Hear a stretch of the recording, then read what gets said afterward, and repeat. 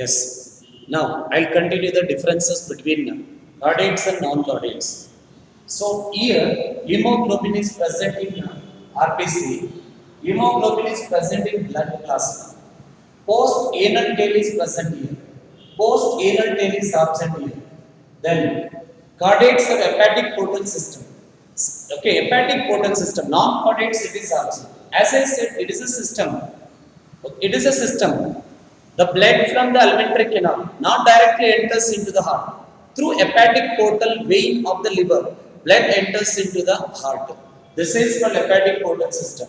It is absent in non-chordates. In chordates, heart is ventral in position. In chordates, heart is ventral in position.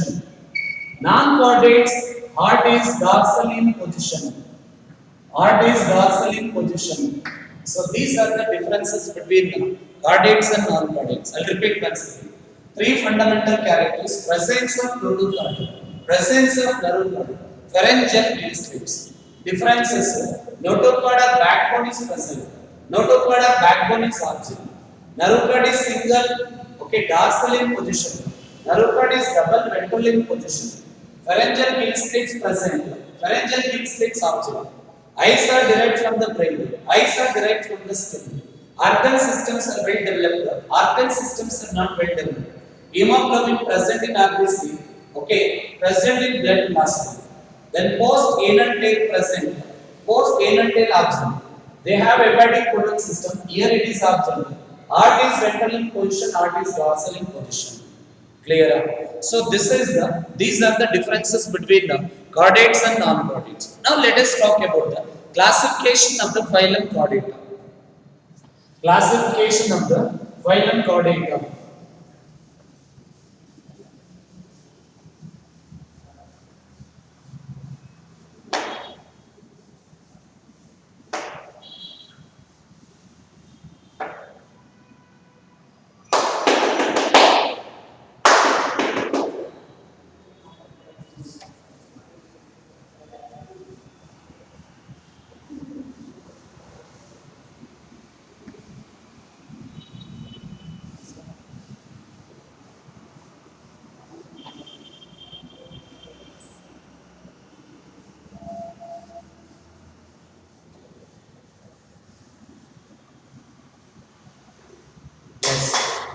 Now let us look at the classification of the phylum Chordata.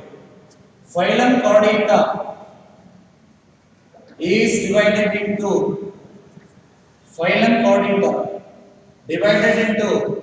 three subphyla. Divided into three subphyla.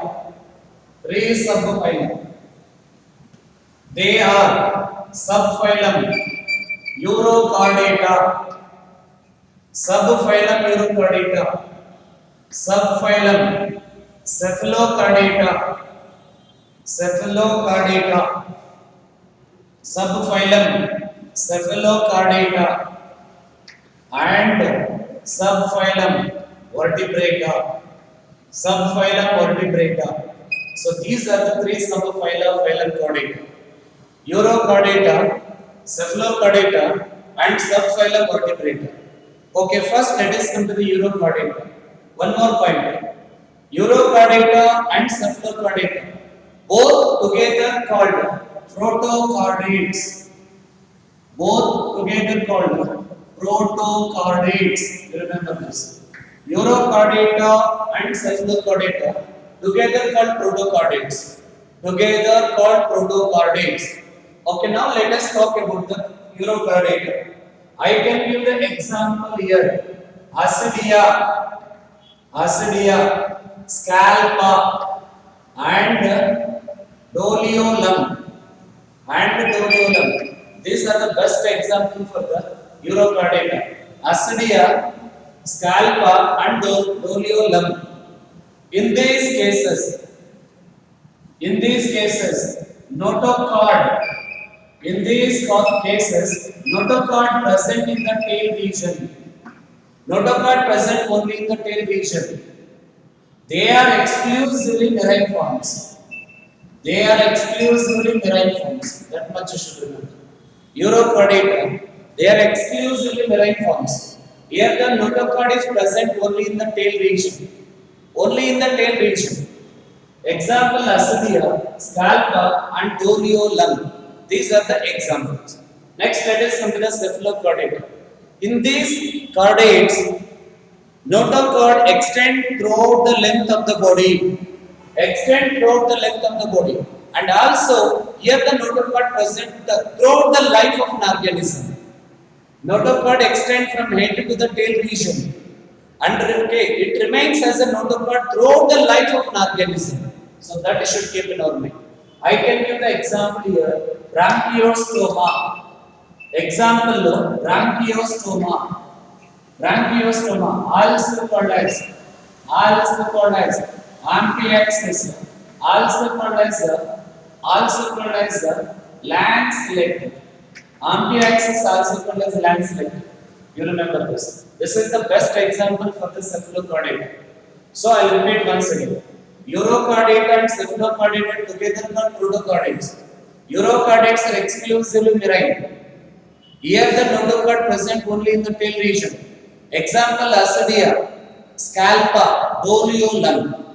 Cephalochordata, here the notochord extends from head to the tail region and it remains as a notochord throughout the life of an organism.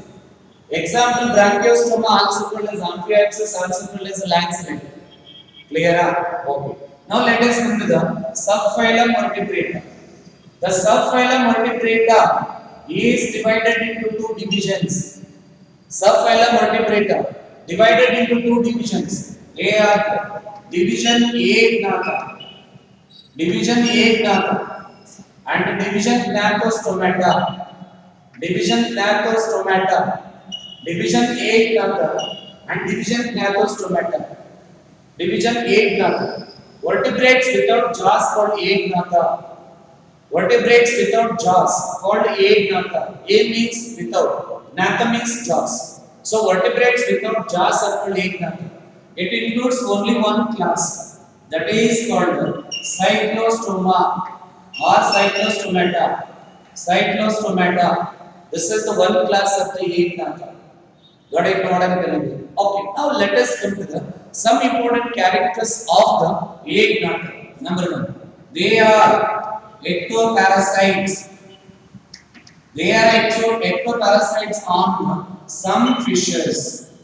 They are ectoparasites on some fishes. Ectoparasites on some fishes. Here,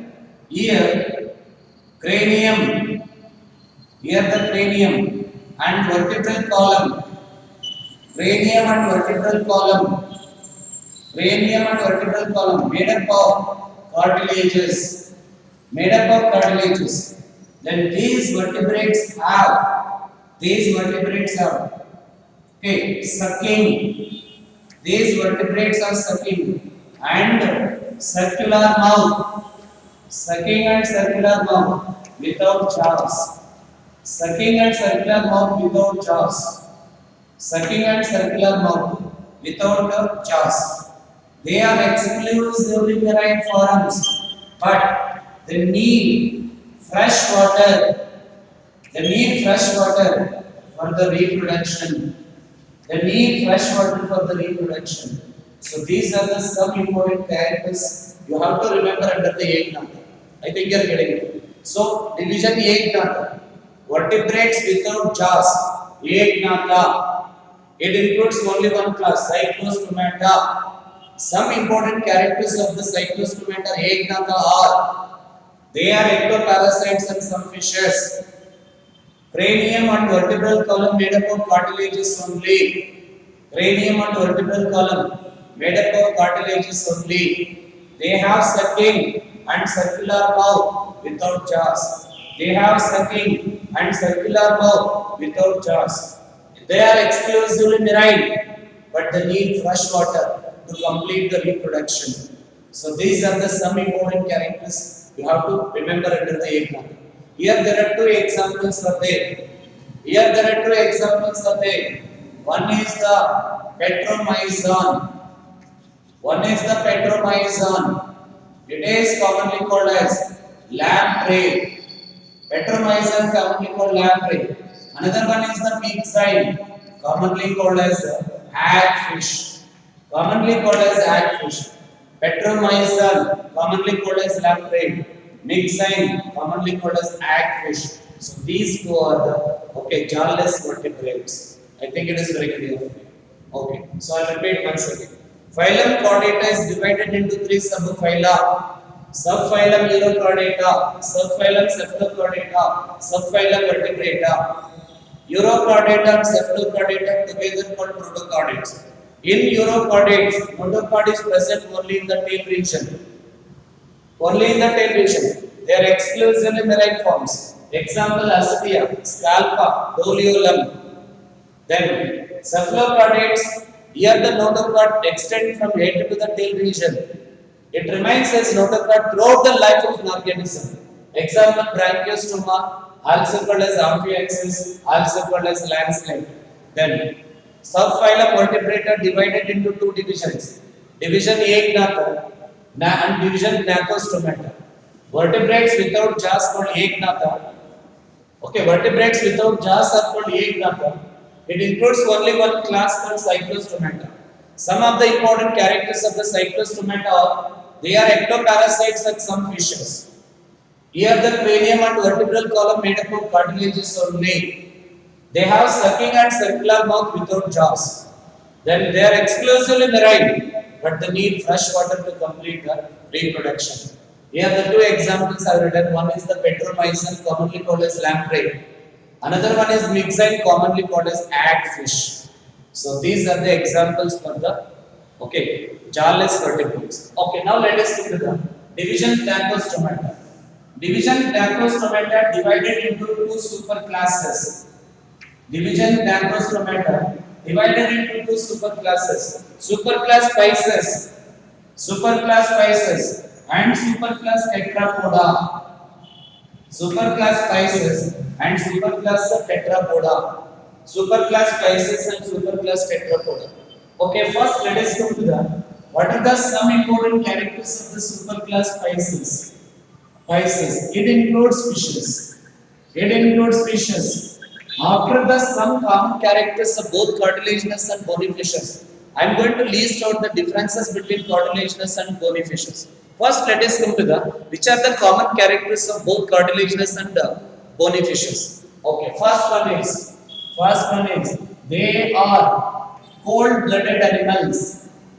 They are cold-blooded animals. Cold-blooded are also called as phyclothermic animals. Also called as ectothermal animals. Cold-blooded, also called as poikilothermic animals, also called as ectothermal animals. Those animals can't able to maintain the constant body temperature. They are going to change their body temperature according to change in the temperature of the external environment. They are going to change their body temperature according to change in the temperature of the external environment. So these are called cold-blooded, also called as poikilothermic, also called as ectothermal animals. Best example: fishes, amphibians, and reptiles. Example: fishes, amphibians, and reptiles. This is the common character for both cartilaginous and bony fishes. Next, in all the fishes, body is streamlined. In all the fishes, body is streamlined. So this shape enables the fish to cut through the water. Body is streamlined. This shape of the fishes, body is streamlined. This shape helps the fishes to cut through the water. This is also one common character. Next one is they have lateral line sense organs. Lateral line sense organs. Also called as neuromost organs. These are the elongated tubular structures. Extend from head to the tail. These are meant for detecting the temperature, pressure, and vibration in the water. Meant for detection of the temperature, pressure, and vibration of the water. Lateral line sense organs. Both cartilaginous and bony fishes you can find the lateral line sense organs.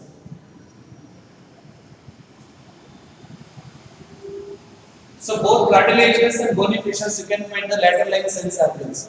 But in cartilaginous fishes ಏನಂತಂದ್ರೆ body is covered by since the body is covered by microscopic scales now, by naked eye you can see the lateral line sense organs. But in bony fishes we cannot see the lateral line sense organs because body is covered by macroscopic scales. After removing the scales you can. Got it? These are only the lateral line sense organs. Clear? As I said, meant for detecting the temperature, pressure and vibration of the water. ಇವಾಗ ನೋಡಿ waves ಒಂದೊಂದ್ಸಲ ಸಿಕ್ಕಾಪಟ್ಟೆ wave ಬರ್ತಾ ಇರುತ್ತೆ. ಆ ವೇವ್ಸ್ಗೆ ನಾವೇನ ತಡ್ಕೊಳ್ಳಕ್ ಆಗೋದಿಲ್ಲ. But we can't able to detect waves ಬರ್ತಾ ಇದೆ ಅಂತ. ಆದ್ರೆ ಎಂತ ವೇವ್ಸ್ ಬಂದ್ರು ಅಂತ ಪ್ಲೇಸಸ್ ಅಲ್ಲೂ ಕೂಡ ಫಿಶಸ್ ಸರ್ವೈವ್ ಆಗುತ್ತೆ ಅಂತಂದ್ರೆ because of lateral line sense organs. ಆ ತರ ಒಂದು ವೇವ್ಸ್ ಪ್ರೆಷರ್ ಜಾಸ್ತಿ ಆದಾಗ, ವೇವ್ಸ್ ಜಾಸ್ತಿ ಬಂದಾಗ, ಟೆಂಪರೇಚರ್ ಜಾಸ್ತಿ ಆದಾಗ ಇಮಿಡಿಯೇಟ್ ಆಗಿ these organs are going to inform the fishes. ಅವಾಗ ಏನಾಗುತ್ತೆ, ಈ ತರ ಟೆಂಪರೇಚರ್, ಪ್ರೆಷರ್, ವೈಬ್ರೇಷನ್ ಇಲ್ಲದೆ ಇರ್ತಕ್ಕಂಥ ಪ್ಲೇಸ್ಗೆ ಶಿಫ್ಟ್ ಆಗುತ್ತೆ. So that is the function of the lateral line sense organs. Next one. All the fishes have a pair of external nostrils. A pair of external nostrils. A pair of external nostrils. External nostrils. These nostrils do not open into the nasal cavities or do not open into the buccal cavity. Both cartilaginous and bony fishes have pair of nostrils. They do not open into the buccal cavity. They are only olfactory in function. That means smelling in function. ಇವಾಗ ನೋಡಿ, ನಮ್ಮಲ್ಲಿ nostrils are open into the buccal cavity by internal nares. ಆದರೆ fishes ಅಲ್ಲಿ open ಆಗಿರೋದಿಲ್ಲ. They are only olfactory or smelling in function. This is the one common character. So that you should keep in our mind. So one is the cold-blooded animals. Body is a streamlined. This shape enables the fish to cut to the water. They have lateral line sense organs, also called as neuromost organs. Neuromost organs. These are the sense organs which are made for detecting the temperature, pressure, and vibration of the water. Then they have pair of external nostrils. As I said, these nostrils do not open into the buccal cavity. They are only smelling or olfactory in function. Smelling or olfactory in function. Clear? Okay. So this superclass Pisces divided into two subclasses. Superclass Pisces divided into two subclasses. Subclass Chondrocthysa, subclass Chondrocthysa, subclass Osteophytes. Subclass Chondrocthysa, subclass Osteophytes. Cartilaginous fishes and bony fishes.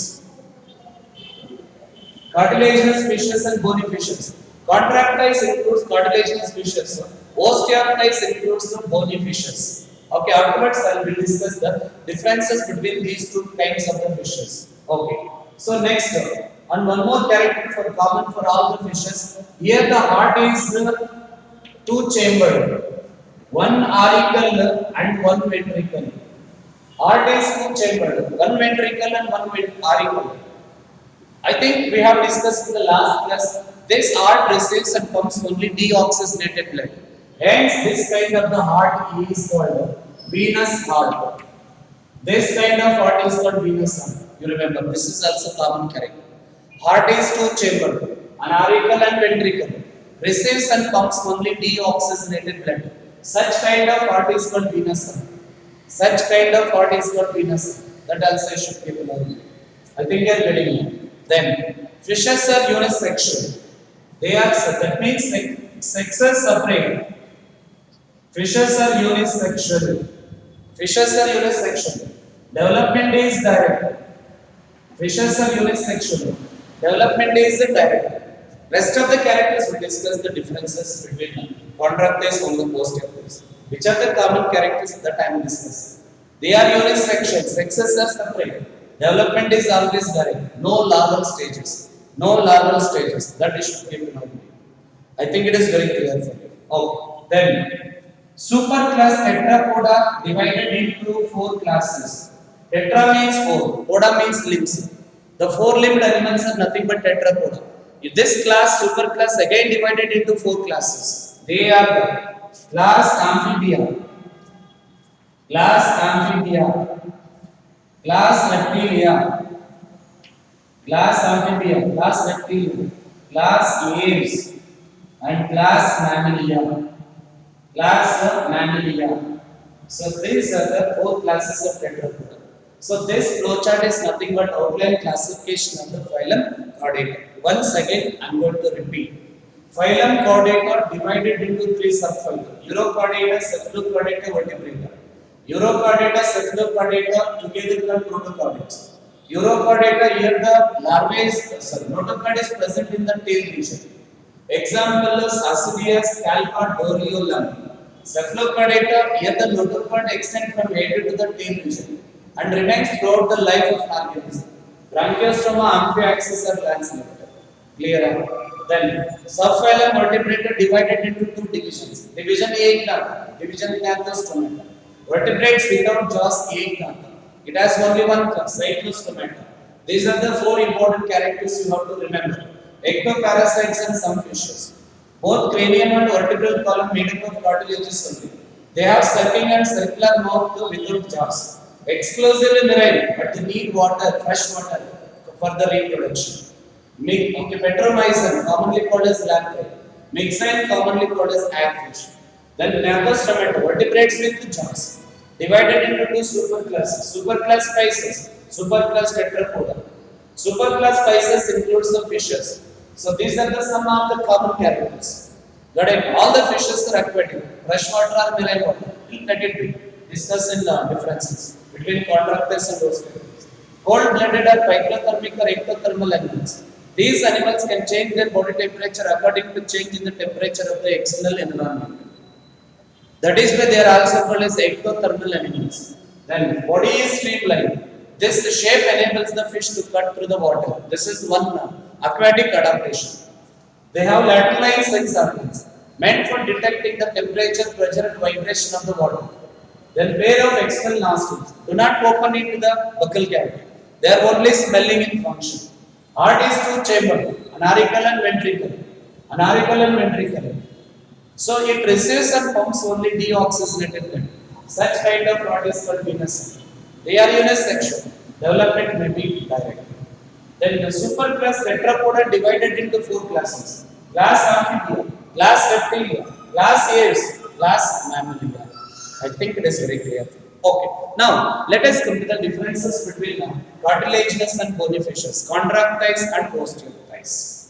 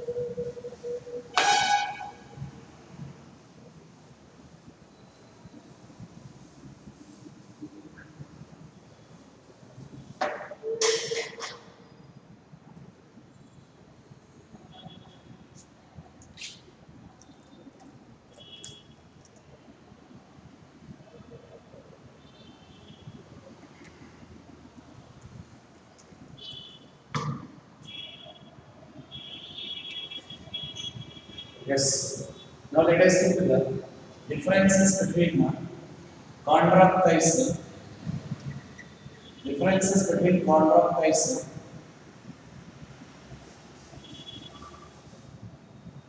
Differences between contractiles and osteotiles. Nothing but cartilaginous fishes and bony fishes. Cartilaginous fishes and bony fishes. Contractiles, cartilaginous fishes. Osteotiles, bony fishes. That I should keep in our mind. Okay, one by one we are going to discuss now. Under cartilaginous fishes, first the difference. They are found in the marine water bodies. They are found in marine water bodies. They are found in both the marine and freshwater bodies. Both marine and freshwater bodies. Cartilaginous fishes are found only in marine water bodies, but bony fishes present in both freshwater as well as the marine water bodies. This is the one difference. Second one is the endoskeleton. The skeleton present inside the body, made up of cartilages. Made up of cartilages. Here the endoskeleton is made up of bones. Made up of bones. Or we can say that endoskeleton is cartilages. Endoskeleton is bone. Or endoskeleton consisting of only cartilages. Endoskeleton consists of bones. This is the second difference. Third difference is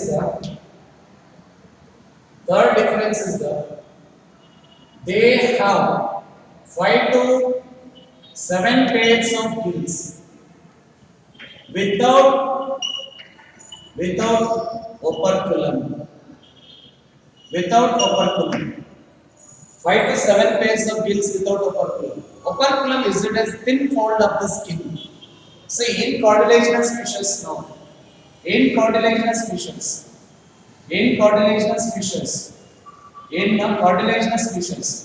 there are 5 to 7 pairs of gills without operculum. Andre, ಈ ತರ gills ನಾವು direct ಆಗಿ ಹೊರಗಡೆಗೆ ನೋಡಬಹುದು. ಯಾಕೆಂದ್ರೆ ಇದರ ಮೇಲೆ ಯಾವುದೇ ರೀತಿ ಸ್ಕಿನ್ ಕವರ್ ಇರೋದಿಲ್ಲ. Clear? That covering is nothing but operculum. I think you are getting it. But in bony fishes, they have 4 pairs of gills. 4 pairs of gills with operculum. With operculum. I think you are getting it. ನಾವೇನಾದ್ರೂ bony fishes ಅಲ್ಲಿ gills ನೋಡ್ಬೇಕಂತಂದ್ರೆ ಆ operculum lift ಮಾಡಿದ್ರೆ ಮಾತ್ರ gills ಕಾಣಿಸುತ್ತೆ. ಯಾಕೆ ಅಂತಂದ್ರೆ that gills are covered by the operculum. But in cartilaginous fishes ಹಂಗಲ್ಲ. operculum ಇರೋದಿಲ್ಲ. So they directly open outside. ಅಂದ್ರೆ ನಾವು naked ಇಂದಾನೆ ನೋಡಬಹುದು. So 5 to 7 pairs of gills without operculum, 4 pairs of gills with operculum. So this is the third difference. Next one. Fourth one is the here swim bladder is absent. Here the swim bladder, also called as air bladder, is present. Swim bladder is absent in cartilaginous fishes, present in bony fishes.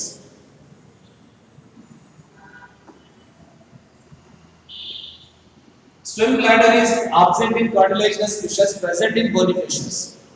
It is an hydrostatic organ. Swim bladder or air bladder is an hydrostatic organ. Make the fishes stable on the surface of the water. Make the fishes stable on the surface of the water. You can say hydrostatic organ. Andre it gives buoyancy ಅಂತ ಅರ್ಥ. ಇವಾಗ ನೋಡಿ Boney fishes ಅಲ್ಲಿ swim bladder ಇರೋದ್ರಿಂದ top water surface ಮೇಲೆ ಬಂದಿರುತ್ತೆ. ಹಿಂಗೆ ಏನು ಫಿನ್ಸ್ ಶೇಕ್ ಮಾಡೋದಿಲ್ಲ, ಕಾನ್ಸ್ಟೆಂಟ್ ಆಗಿ ಹಂಗೆ ಇರುತ್ತೆ. ನಾವು ಅದನ್ನ ನೋಡಿದಾಗ ಓ ಫಿಶ್ ಹತ್ತೋಗ್ಬಿಟ್ಟಿದೆಯೋ ಅನ್ಕೊಳ್ತೀವಿ. ಏನಾದ್ರೂ ಒಂದು ಆಬ್ಜೆಕ್ಟ್ ಅದ್ರ ಮೇಲೆ ಹಾಕಿದ ತಕ್ಷಣ ಇಮಿಡಿಯೇಟ್ ಆಗಿ ಒಳಗಡೆ ಹೋಗ್ತಾ ಇರುತ್ತೆ. ಇದೇ ಏನಾದ್ರೂ ಕಾರ್ಟಿಲೇಜಿನಸ್ ಫಿಶಸ್ ಹಿಂಗೆ ಸ್ಟಾಗ್ನೆಂಟ್ ಆಗಿ ಫಿನ್ಸ್ ಏನಾದ್ರೂ ಶೇಕ್ ಮಾಡಿದ್ರೆ ಇತ್ತು ಅಂದ್ಕೊಳ್ಳಿ, ಇಮಿಡಿಯೇಟ್ ಆಗಿ ಸಿಂಕ್ ಆಗೋಗುತ್ತೆ, ಅಂದ್ರೆ ಮುಳುಗೋಗುತ್ತೆ. Because they do not have swim bladder or air bladder. You remember this. So it is an hydrostatic organ. Makes the fish stable on the surface of the water. Present only in bony fishes, absent in cartilaginous fishes. This is the one. Next one is in cartilaginous fishes, mouth and nostrils present on the ventral surface. Present on the ventral surface. And just below the mouth ಕೆಳಗಡೆ ಇರುತ್ತೆ. I mean head. So mouth and nostrils are ventrals, present in the ventral in position. Mouth and nostrils are ventral in position. But in bony fishes now, mouth and nostrils terminal in position. Andre ventral side of the head you can find the mouth and nostrils. Here at the tip of the head on we will find the mouth and nostrils. You remember this. Mouth and nostrils are ventral in position. Mouth and nostrils are parietal in position. Next one. Externally, body is covered by microscopic scales are called Lacaille scales. Externally, body is covered by microscopic scales. Externally, body is covered by microscopic scales are called Lacaille scales. Lacaille scales. We cannot see by naked eye. Even a fish market ಹೋದಾಗ ಕೆಲವು fishes ಅಲ್ಲಿ scales ಮೇಲೆಗೆ ಕಾಣಿಸ್ತಾ ಇರುತ್ತೆ. By seeing that character directly you can decide that oh this is bony fish. ಒಂದ್ ವೇಳೆ ಆ ತರ ಇಲ್ಲ ಸ್ಮೂತ್ ಆಗಿದೆ ಅಂದ್ಕೊಳ್ಳೋಣ. Directly you can decide these are the cartilaginous fishes because in cartilaginous fishes body is covered by microscopic scales are called Lacaille scales. You remember this. So ಹಂಗಾಗಿ ಅವ್ರು ಏನ್ ಮಾಡ್ತಾರೆ ಕ್ಲೀನ್ ಮಾಡಿ just a slice direct ಆಗಿ cut ಮಾಡ್ತಾರೆ. Not able, okay, here no need to remove the scales. Microscopic. But here, body is covered by macroscopic scales are called cycloid, also called as pinoid scales. Cycloid also called pinoid scales. As I said, naked eye concept. ಅವಾಗ ನೀಟಾಗಿ remove ಮಾಡ್ತಿರ್ತಾರೆ actually. So they are only called bony fishes. Body is covered by macroscopic scales are called cycloid, also called as pinoid scales. Next one is tail fin. Tail fin, also called as caudal fin. Tail fin, also called as caudal fin, is heterocircle. Is heterocircle. Heterocircle means which is asymmetrical, which with the upper larger lobe and lower smaller lobe. So this kind of tail fin is called heterocircle, which is asymmetrical, having larger upper lobe, lower smaller lobe. This kind of caudal fin, nothing but tail fin, is called heterocircle. Next, here tail fin is homocircle. Tail fin is homocircle, which is symmetrical, having both upper and lower lobes are of equal length. Having both upper and lower lobes are of equal length. This is called homocircle. I think you are getting it. Actually, all the fishes have the paired pectoral pelvic fins. Unpaired dorsal, ventral and caudal fins are there. All the fishes, this is the common character. All the fishes have paired pectoral pelvic fins. Unpaired dorsal, ventral and caudal fins. Paired andre ಎರಡು ಇರುತ್ತೆ. Unpaired andre ಒಂದೊಂದು ಇರುತ್ತೆ. I'll repeat it once again. Paired pectoral and pelvic fins. Unpaired dorsal, ventral and caudal fins. These are the organs of locomotion and balancing. These are the organs of locomotion and balancing. You remember that. I think it is very clear. So here, as I said, caudal fin is heterocircle, which is asymmetrical, having larger upper lobe, lower smaller lobe. Here, caudal fin is homocircle, having both upper and lower lobes are of equal length.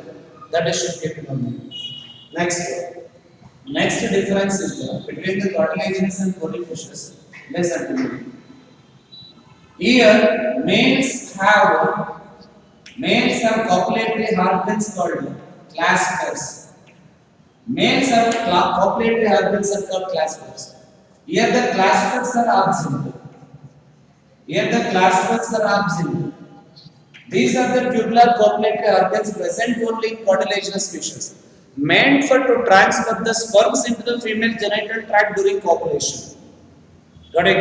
Present only in cartilaginous fishes, absent in bony fishes. You remember this. So in cartilaginous fishes, males have paired tubular rod-like structures, copulatory organs are called claspers. In bony fishes, claspers are absent. As I said here, the claspers are meant for to transfer the sperms into the female genital tract during copulation. I think it is very clear. Yes. Next difference is here the fertilization. Here the fertilization is internal. Fertilization is internal, takes place within the female body. But here fertilization is external. Here the fertilization is external, takes place outside the female body, that is in water. Fertilization is internal, fertilization is external. That also should keep in mind. I think it is very clear. Got it now? So fertilization is internal, the fertilization is external.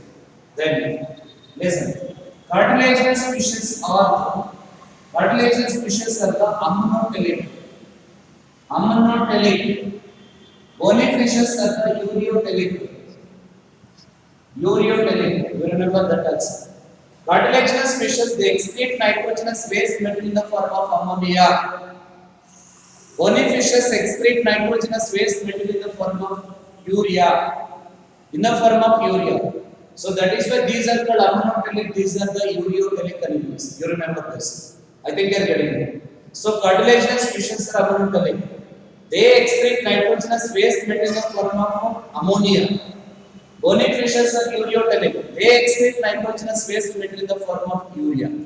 I think you are getting it. So these are the differences between cartilaginous and bony fishes. And finally, you can take the example for the cartilaginous fishes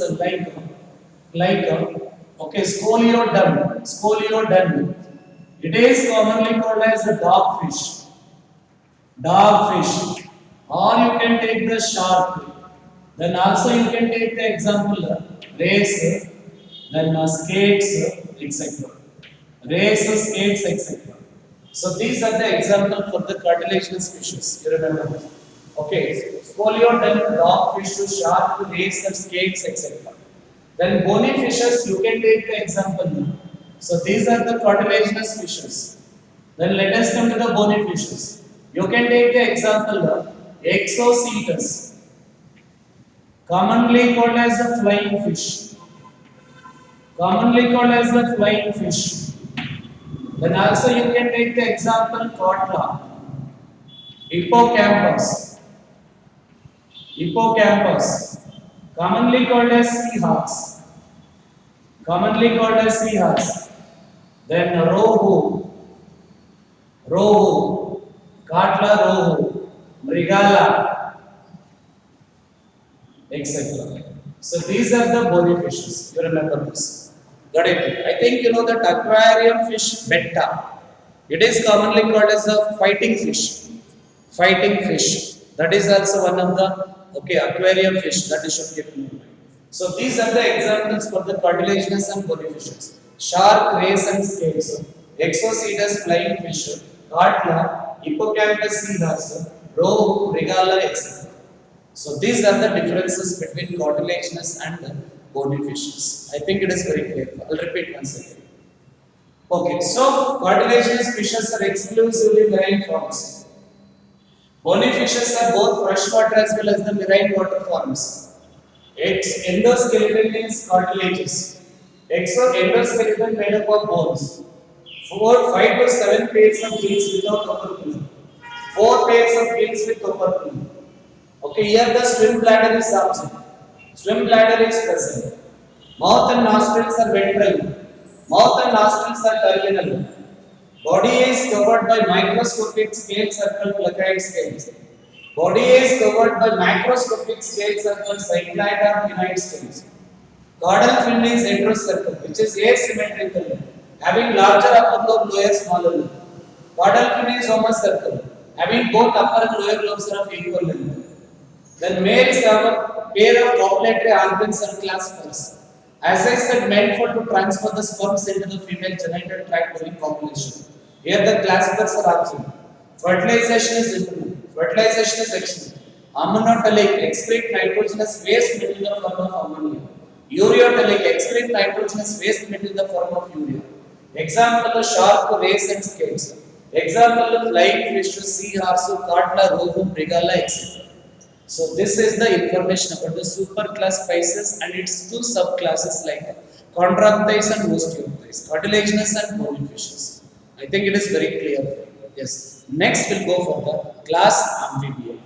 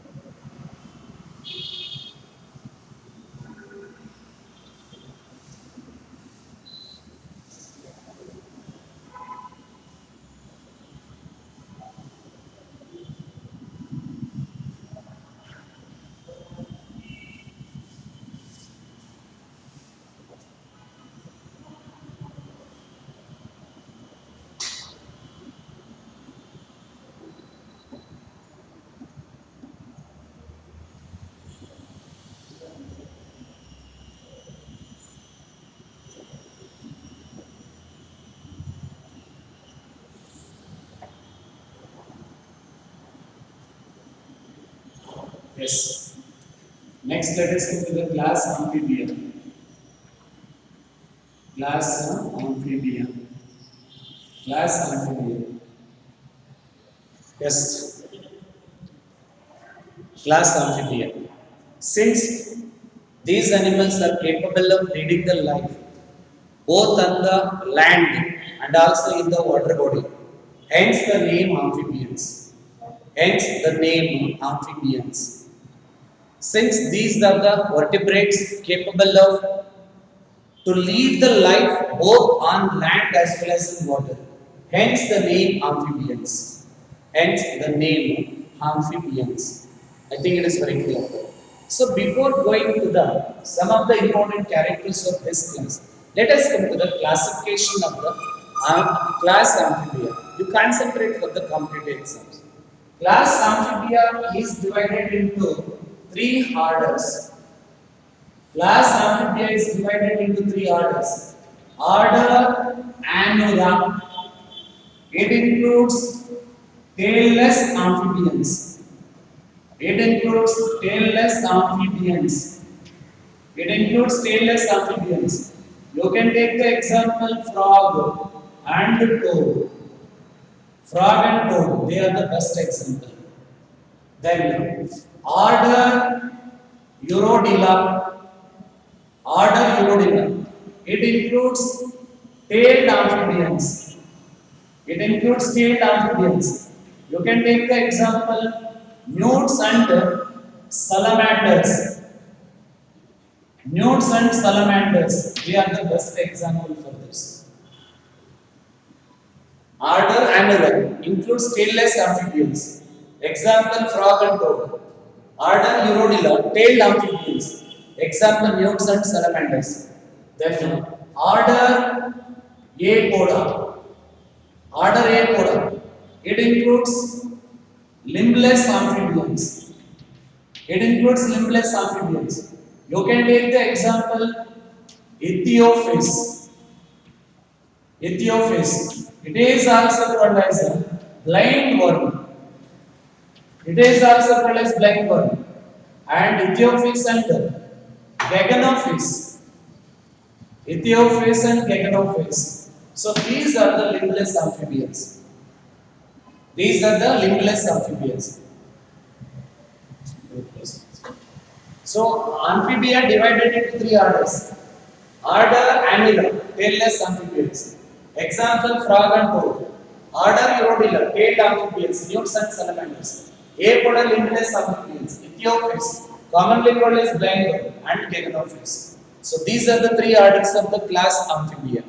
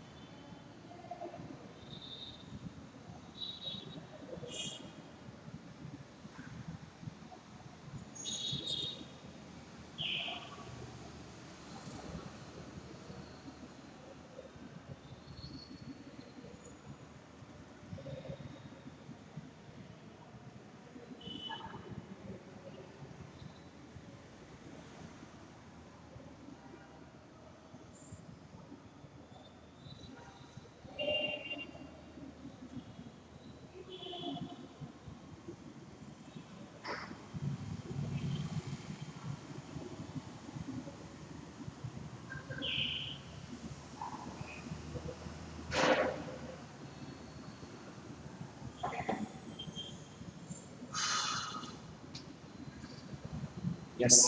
So these are the three orders of class Amphibia. Now let us see some of the general characteristics of the class Amphibia.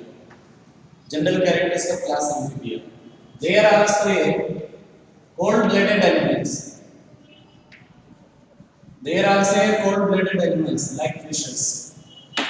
Cold-blooded animals. This is the first one. Second one is since they are the cold-blooded animals. Next, body is divisible into head and trunk. Head and trunk. Here the neck is absent. Neck is absent. Otherwise, which becomes an obstacle during swimming. Body is divisible into head and trunk. Neck in adults tail is also absent. If neck is present, becomes obstacle during swimming. Clear up. Next one. Body is covered by externally body is covered by smooth, moist and vascularized skin adapted for cutaneous respiration. Adapted for cutaneous respiration. You remember this. Externally body is covered by smooth, moist and vascularized skin. Adapted for the cutaneous respiration. Then they have a pair of forelimbs and hind limbs. They have a pair of forelimbs and hind limbs. Pair of forelimbs and hind limbs. Here the hind limbs are webbed. Hind limbs are webbed. Between the toes you can find the transparent skin. That kind of nature is not webbed. So meant for swimming. This is also one adaptation.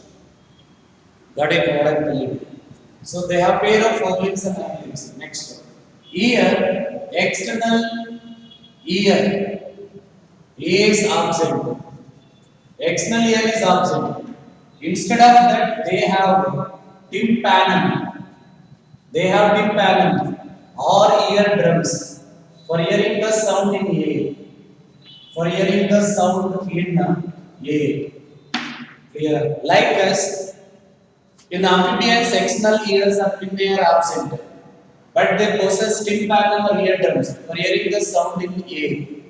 For hearing the sound in air, that also should keep in mind. Clear? So they are the cold-blooded animals. Body is divisible into head and neck. Sorry, head and trunk. Neck is absent.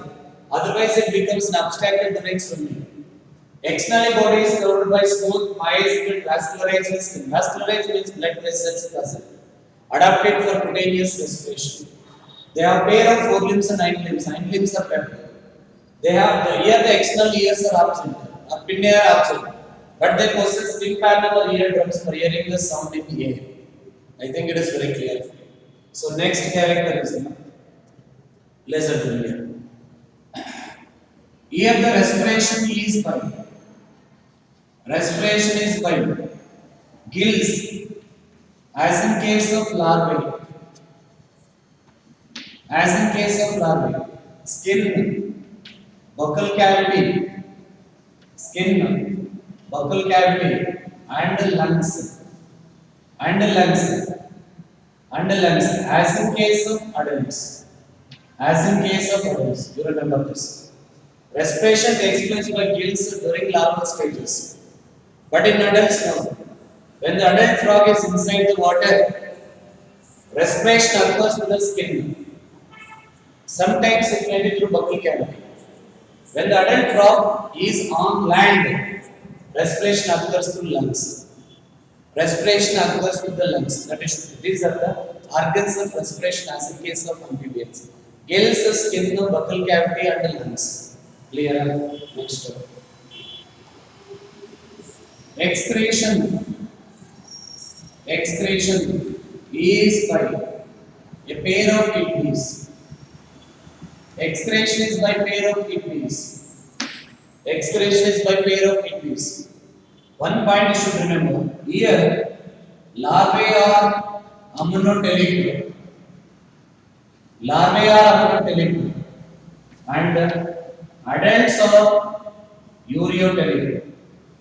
You can take the best example frog only. Tadpole larva is ammonotelic. Excrete nitrogenous waste material in the form of ammonia. But adult is ureotelic. Excrete nitrogenous waste material in the form of urea. That also you should keep in mind. I think it is very clear for you. Next one. Sexes are separate. Sexes are separate. That means they are the unisexual. They are the unisexual. I think you studied under structural organization in animals. Differences between male and female frog. Two differences I think you have studied. One is the vocal sacs are present in male frog. Sacs are absent in female frog. Nupetal pad present in male frog, absent in female frog. Nupetal pads. Vocal sacs are present in male frog, absent in female frog. Nupetal pads present in male frog, absent in female frog. So these are the two differences. And the male and female separated. So okay, only male frogs are going to produce the sound because of the presence of vocal cords to attract the female frog for the copulation or mating. I think it is there. I think you studied that. You should remember. Sexes are separated. That is the unisexuals. Then fertilization. Fertilization is external. Fertilization is external. See, as I said, male frog produces sound to attract the female frog. This is also called sex call. Sex call. When the female frog comes very close to the male frog, the male frog sits over the back of the female frog. So this condition is called pseudocopulation, also called as arm plexus. Pseudocopulation or arm plexus. In the arm plex stage, they remain in water nearly 2 to 3 hours. After that, the female frog lays about 2,500 to 3,000 eggs. After laying, the male frog releases the sperms onto the surface of the eggs. Within 24 hours, fertilization occurs. Hence, the fertilization amphibians is external because it takes place in water only. Clear? Next. Development is indirect. Development is indirect. Development is indirect. Includes larval stage. Includes larval stage is called tadpole. Includes larval stage is called tadpole. So this tadpole undergoes metamorphosis. Tadpole undergoes metamorphosis to become an adult. Tadpole undergoes metamorphosis to become an adult. Process of conversion of larvae into adult. Process of conversion of larvae into adult. After undergoing a series of morphological and physiological changes, A is called metamorphosis. By metamorphosis, tadpole larva becomes an adult. I think you are getting it. So these are some of the characters of the class amphibia. So examples: frog, Rana tigrina, Indian bullfrog, toad, also called as buffalo, newts, salamanders, Ethiophis, Gaganophis. Ethiophis and Gaganophis limbless amphibians. Ethiophis is also called as blind. Got it? What I'm telling you. So that you should remember. So these are the three orders: Anura, Urodilla, Apoda. Anura tail is amphibians, frog and toad. Urodilla tail amphibians, newts and salamanders. Apoda limbless amphibians, Ethiophis and Gaganophis. Then, as we discussed earlier, these are the animals which are capable of leading the life both on land and also in water. Hence the name amphibians. They need water for the fertilization during sexual reproduction. That is why these animals are capable of leading the life both on land as well as in water. Hence the name amphibians. Cold-blooded, cyclothermic, ectothermic. Body is visible in the head and trunk. Neck is absent. If it is present, becomes an abstracted during swimming. Externally, body is covered by smooth, moist and vascularized skin, adapted for the cutaneous respiration. They have a pair of forelimbs and hind limbs. Hind limbs are vertical. External ears are pinnae are absent. but they possess tympanum or eardrums for hearing the sound in the air. Respiration is by gills during larval stage. Skin, buccal cavity, lungs during adult stage. Excretion by pair of kidneys. Larvae are the ammonoteli. Excrete nitrogenous waste in the form of ammonia. Adult frog is ureotelic. Excrete nitrogenous waste material in the form of urea.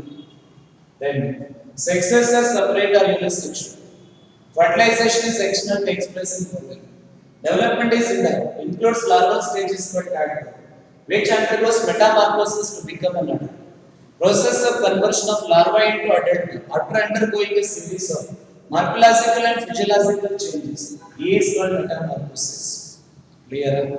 So these are the some of the important characters of the class Amphibia. Yes. So next class I am going to continue the class Reptilia, Aves and the Mammals. Okay, thank you.